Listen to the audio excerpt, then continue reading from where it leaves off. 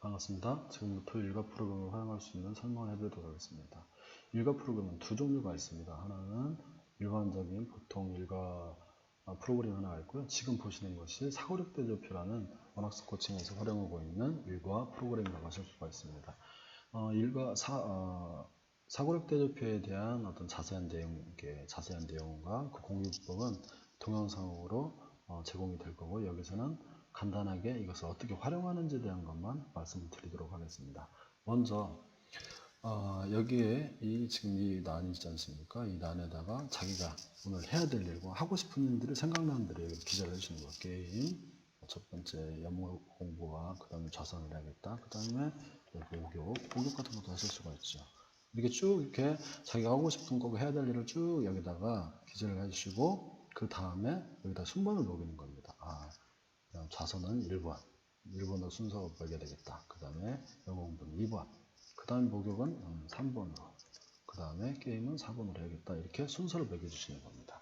그리고 나서 이제 자선 같은 경우는 보시면 대체로 이제 5시 10분부터 6시 30분이라고 할 수가 있겠죠. 그럼 여기에 1번을 기재주시면 자선이라는 부분을 그대로 가지고 오게 됩니다. 그 다음에 이제 영어 공부는 8시 반부터 9시까지 해야겠다. 이렇게 해서 영어 공부는 2번이죠. 순서가 2번을 넣어주시면 이렇게 그대로 가지고 오고요. 그리고 영어 공부는 8시 반에서 9시 뿐만 아니라 10시에서 10시 반까지 해야겠다. 그러면 그대로 이렇게 2번을 넣어주시면 또 영어 공부가 뜨는 것을 확인할 수가 있습니다. 목욕 같은 경우는 그냥 대충 넣도록 해보죠. 3번. 이 시간에 영어 공부를 하겠다. 게임은 밥 먹고 나서 한 30분 게임을 해야겠다. 그래서 12시 반부터 1시까지 게임을 드시면 이렇게 그 내용이 그대로 끄집어드리는 것을 확인할 수가 있습니다. 그리고 여기서 시간 같은 경우는 자유롭게 변형을 하실 수가 있어요. 이 부분에 대해서.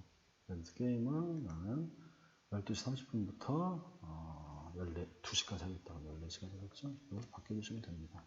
이렇게 바꿔주면 뒤에 부분은 그냥 이 내용에 따라서 그냥 바뀌는 부분입니다. 이렇게 바뀔 수 있다는 거 좀 확인해 주시고요.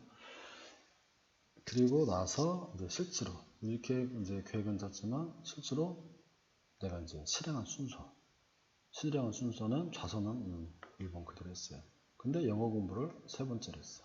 목욕을 이제 2번째로 하고 영어 공부를 3번째로 하고 그 다음 게임은 4번째 이렇게 했다. 그러면 여기 편차값이 절대 편차값이 이렇게 기록이 되어 있습니다. 그럼 절대 편차값에서 밑에 보면 종합 편차값에 대한 숫자가 나오고요. 그 다음에 이 그래프는 종합 편차값에 대한 그래프. 그 다음에 이 길게 나와 있는 그래프는 이 하루 내용에 대한 전체적인 어떤 편차값에 대한 흐름을 볼 수가 있습니다.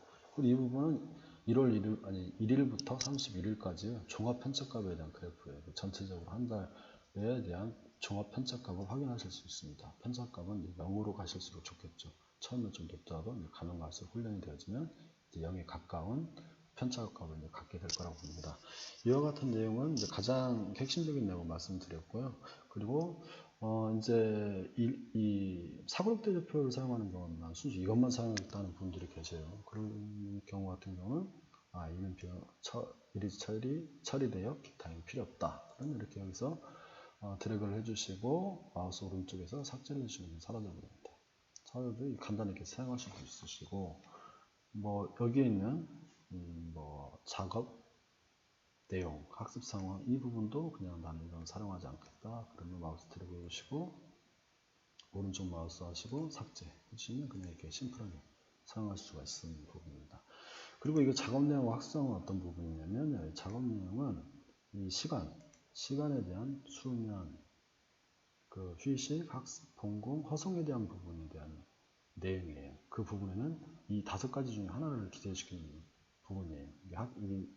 이쪽에 마우스를 옮기면 옆에 메모 프로그램이 뜨죠. 학습이라는 건 무엇인지, 본공이란 무엇인지 기준 잡아주시면 되고, 기준 잡아주시면 됩니다. 그리고 또 학습 상황은 상시일기법에 보면 학습 상황 중 그 수양과 연구 과목은 시간으로 기재한다고 되어 있어요. 그러니까 여기서 한번 해볼까요?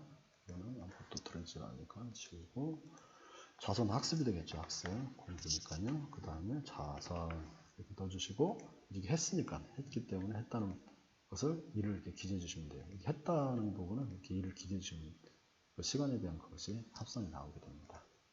됐죠? 이렇게 하게 되면 들어가 볼까요? 자, 학습에 1시간 20분 들어가죠.